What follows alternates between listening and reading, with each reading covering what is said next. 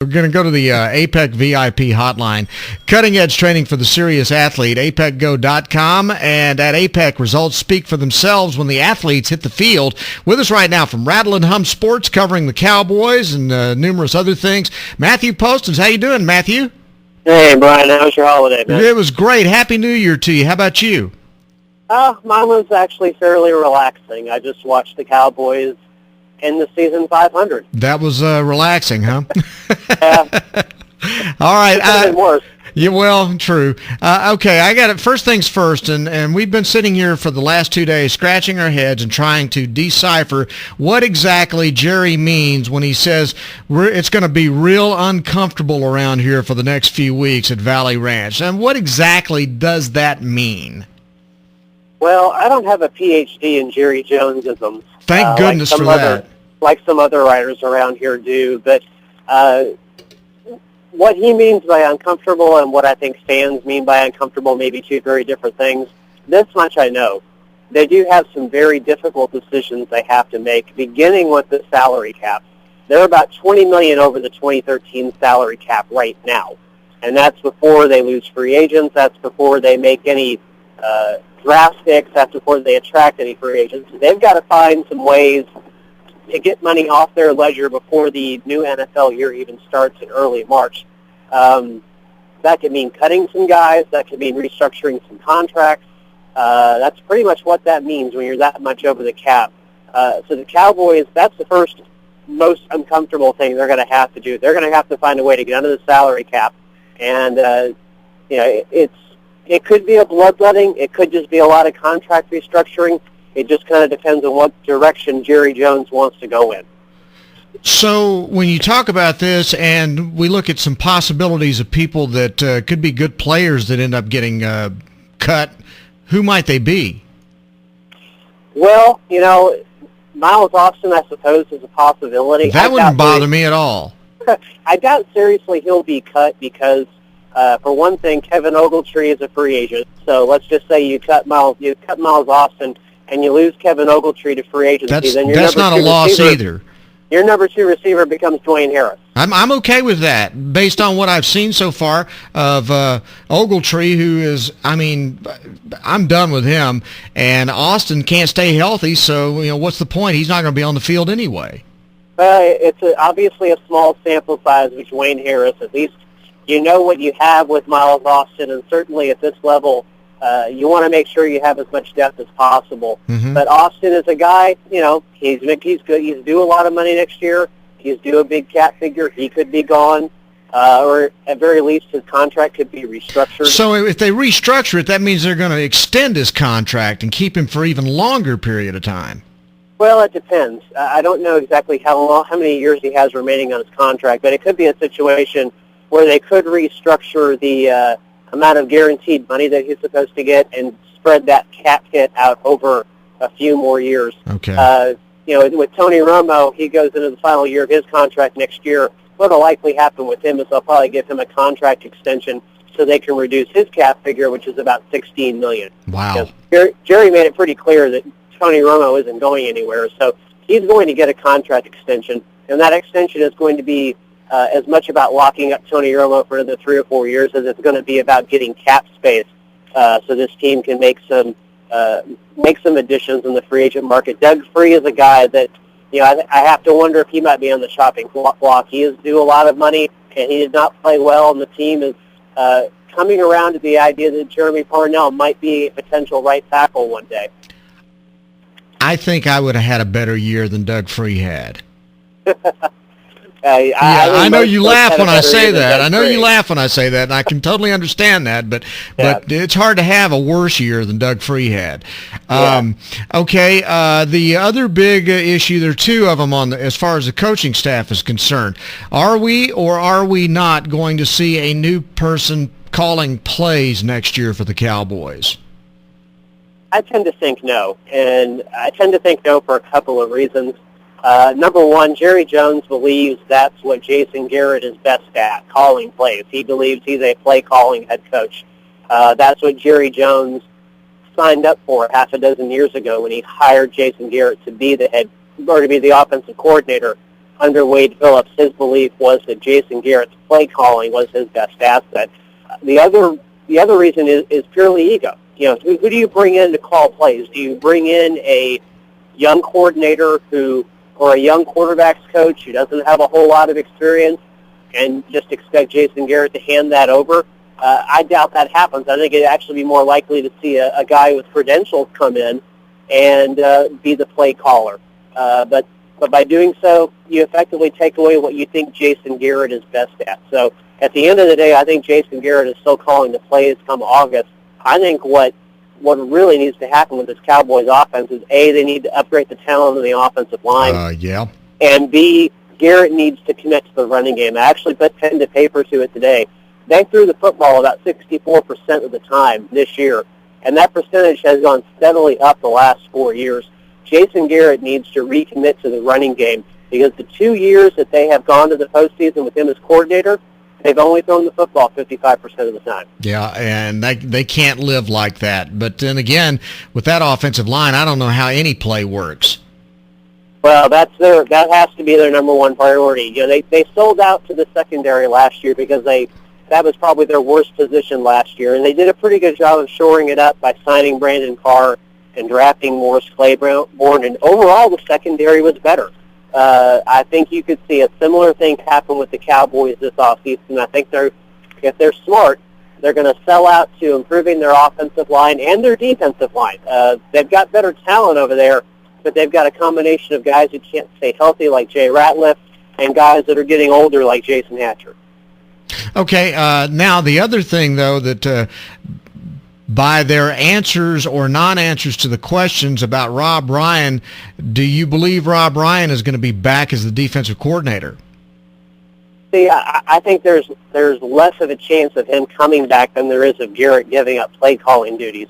I heard the same answer you heard from Jason Garrett on Monday, and it was really an answer non-answer. Mm-hmm. I think he appreciates the job that Rob Bryan did this year, and Rob Bryan did a pretty decent job under some really trying circumstances when you consider the amount of injuries they had on the defensive side of the football. But the fact is, this team forced fewer turnovers than it has in any year in the last half dozen years. It's not a very aggressive defense, and I think the understanding when Rob Bryan came here 2 years ago was that he was going to implement a more aggressive 3-4 defense than the one that Wade Phillips had implemented when he got here. Yeah, and Wade was supposed to be the guy that was going to be the blitz-crazy, exotic defensive guy, and it didn't work out that way. And you're seeing DeMarcus Ware dropping back in pass coverage all the time, and I just can't imagine that Ryan's going to be back. Yeah, I'd say it's probably 50-50. I think it might be less a Cowboys-related decision than it might be more somebody coming to Rob and saying, hey, come coordinate our defense. Because remember, a couple of years ago, the Cowboys lured him away from Cleveland, if memory serves. I don't think he was fired before he came to Dallas. I could be wrong about that. But I think it might be more of a situation where somebody comes to Rob Bryan and says, hey, come coordinate our defense, rather than the Cowboys necessarily firing him or letting him go. Okay. Now, the question about Tony Romo, where do you come down on this? After Sunday night, I've always been a Romo defender, and I've always kind of thought that Romo is victim to what he has around him as much as anything. But, boy, it's just really hard to defend the guy after the game he played Sunday night in a win or a go-home situation where, once again, they come up empty. And while I don't pin the whole loss on him, again, it's a team effort. Those 3 interceptions were absolute killers, and that last one, that was, just throw it at the guy's feet. There was no play there. Yeah, a friend of mine kind of said it best the other day when we were talking on the phone. He said, you know what? Every quarterback in the NFL throws interceptions. No quarterback is immune from that. Agreed. The thing about Tony Romo is he throws the interception at the absolute worst possible time you could think. And I think that's what it really boils down to, is maybe Tony Romo just isn't equipped mentally for those big-time moments where you can't make a crippling mistake like that. We've seen him make these mistakes time and again, in big situations. He's 1-5 now in win-or-go-home games. You juxtapose that with the records of guys like Troy Aikman and Roger Staubach, and it's clear to see why those guys won Super Bowls and why this team has won one playoff game with Romo as quarterback.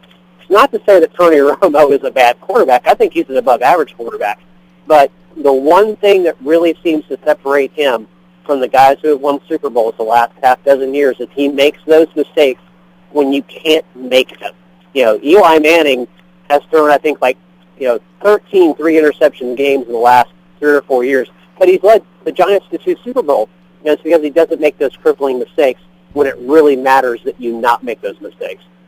Okay, another issue, with the Jerry Jones, I'm going to make things uncomfortable speech that he had on his radio show Monday. He started talking about how he was going to go outside the organization and consult with some of his buddies to get an evaluation of the team. And my first thought was, you hired all these people that are in your organization.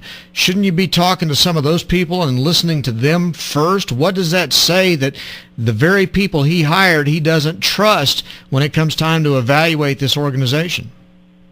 Well, I think it'll be a combination of the two. I think he will certainly go and talk to guys within the organization and kind of get their thoughts, but I actually don't have a huge issue with him going outside the organization if that's what he wants to do. My problem is he's most likely going to call Barry Switzer. That's what I'm talking about. I mean, he's going to go and talk to, he's going to go talk to Bud that changes his tires on his car, and he's got scouts and head coaches, and he's got people in there, and it just drives me nuts.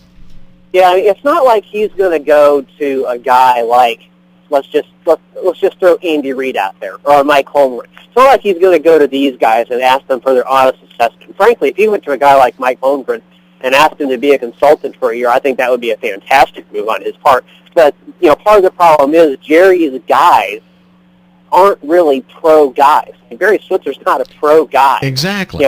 Frank Broyles, who, I have an immense amount of respect for, he's not a pro guy.